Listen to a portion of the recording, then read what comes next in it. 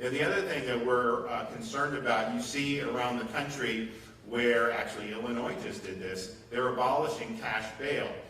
And so what that's doing is it's really just putting people back on the street who are committing more crimes when they're not even yet facing justice for what they've been charged with. So it's not good policy. It's totally blown up in the face of states like New York who have done it. And the fact that Illinois barreled ahead with it just shows you they've got a lot of problems there. That's one of the reasons so many people are moving there to here, because they've had enough of a lot of that stuff. But that's a huge, huge problem. It's bad policy. We, of course, in Florida would never enact anything like that via legislation. However, you do have judges who are very weak on some of this. And one of the things I've noticed, and we've had LEO deaths, and you look at the perpetrator, and this is somebody that's been arrested and released like dozens of times. And you just think to yourself, okay, they're putting back on the street, and sometimes it's prosecutors, but sometimes it's these judges just putting back on the street. And so we want to make sure that we're reining in some of the judicial discretion to be able to put dangerous people back on the street. So we're going to be looking at that.